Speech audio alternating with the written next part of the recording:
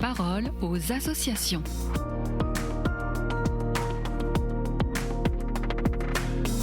Bienvenue dans la parole aux associations. Je reçois aujourd'hui Amélie Berthelin, responsable de l'information à l'aide à l'Église en détresse. Bonjour Amélie, vous nous emmenez aujourd'hui au Venezuela. Bonjour Alice, bonjour chers auditeurs. Et oui, en effet, l'actualité m'oblige à vous parler du Venezuela.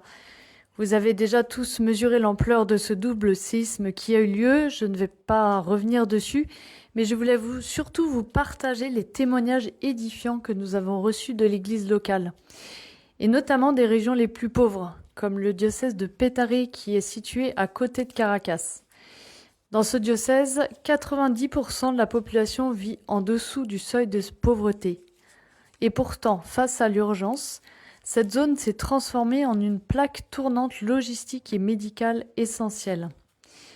Le diocèse abrite en effet 4 des plus grands hôpitaux du pays, où arrivent en masse les blessés de la Guaira, la région côtière la plus durement touchée par le séisme. Alors l'Église, dans ce lieu, a immédiatement réagi. Elle a ouvert des centres de collecte et elle a mobilisé 250 volontaires qui distribuent des médicaments, du matériel chirurgical, des produits d'hygiène, de la nourriture et puis aussi des vêtements pour les sinistrés qui ont souvent tout perdu. Et tout le monde participe ? Et oui, en effet, et c'est ça qui est magnifique. D'ailleurs, Monseigneur Bravo Salazar, qui est l'évêque de Petare, avec qui il a été en contact très régulièrement, témoigne de cette réalité frappante.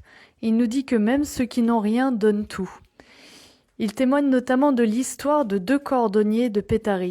Ces hommes vivent très modestement, nous explique-t-il, en réparant des vieilles chaussures qu'ils trouvent pour les revendre.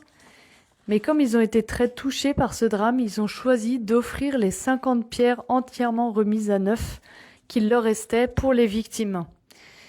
Dieu agit lui aussi à partir de rien, nous dit l'évêque. Les ressources peuvent être quasiment inexistantes, mais la richesse humaine et spirituelle est bien présente au Venezuela. Les pauvres ne cessent jamais de nous surprendre, explique l'évêque, qui souligne combien ils sont, je le cite, le plus grand trésor de l'Église du Venezuela. Un autre signe d'espérance pour l'évêque au milieu de la crise, ça a été, je crois, la jeunesse. Et oui, tout à fait, c'est touchant de voir combien d'entre eux ont collaboré pour décharger des camions, pour réparer des chaussures, pour préparer la nourriture, ou encore pour transporter l'aide humanitaire. Même en pleine nuit, les jeunes sont là pour aider. Ils apportent leur aide dans la joie, la discipline et sans chercher à attirer l'attention. La chose la plus importante pour eux est d'être là en tant que frères, d'accompagner et d'aider. Et c'est vraiment un beau témoignage qui apporte de l'espérance au milieu de ce drame. Concrètement, face au manque de ressources locales, comment intervient l'aide à l'Église en détresse ? Alors face à l'ampleur de la catastrophe, l'AED a immédiatement débloqué une aide d'urgence de 100 000 €. Ces fonds vont permettre aux différents diocèses d'accueillir les réfugiés, de leur fournir les soins de première nécessité et puis de les accompagner au mieux. Alors ce fonds d'urgence sera très probablement suivi par d'autres aides car vous le savez, les besoins sont immenses.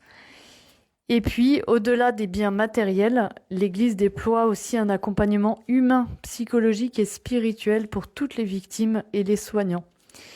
Elle nous propose de prier ardemment pour toute la population afin qu'ils restent unis face à cette épreuve qui semble inhumaine pour beaucoup d'entre eux.